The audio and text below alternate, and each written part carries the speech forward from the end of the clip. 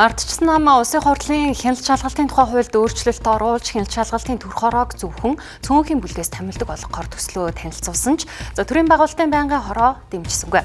Учир нь хууль олонхыг хянах гэж цөөнхийг бүрдүүлдэг байхад чиглэдэггүй учраас дэмжих боломжгүй гэж үзсэн юм. Гэхдээ ардчилсан намын гишүүдийн зүгээс хуулийн төслөө дахин өргөн мэдүүлж хилцүүлнэ гэсэн байр суурьтай байна.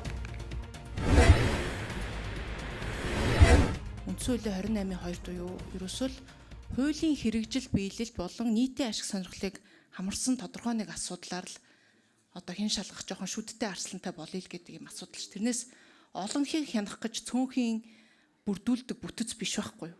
Олонх цөөнх гэж байхгүй гэж хуулийн дээр мэдээд зөвхөн цөөнх хийнэ гэсэн үгүүдэр байхгүй нь тодорхой.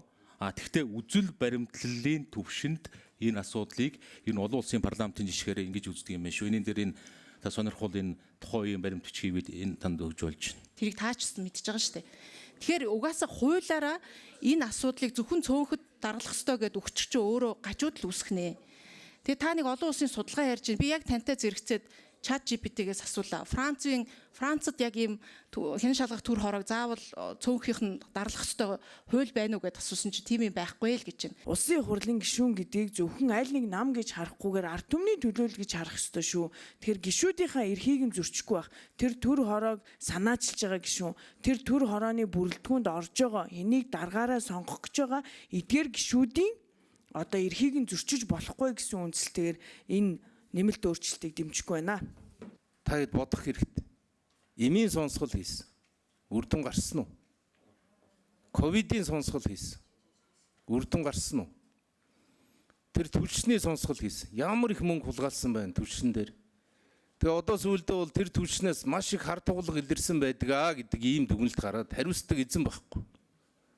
Одоо яг тэр үйлдвэрийг гардан хийсэн улсууд өнөөдөр магадгүй том сайд болно гэд ингэ явж байна.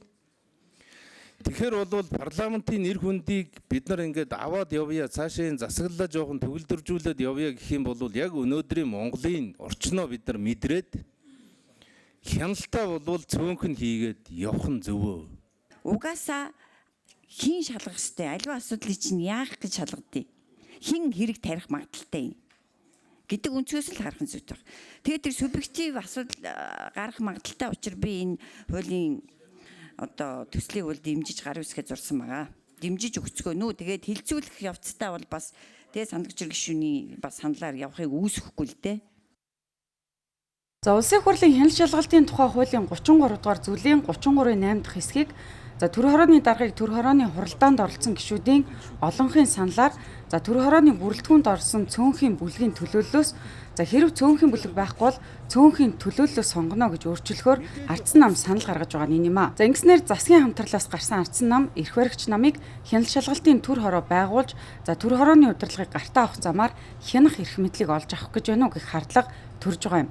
Харин хуулийн төсөл санаачлагчдын зүгээс 2028 онд ардсан нам ялсан тохиолдолд Монгол ардын нам хяналт шалгалтын төр хороог даргалах боломжтой. Энэ бол олон улсад байдаг жишээ хэмээн тайлбарлсан юм а. Гэсэн хэдий ч төрийн байгуулалтын байнгын хорооны босхийг давж чадсангүй хуулийн төсөл буцаагдлаа.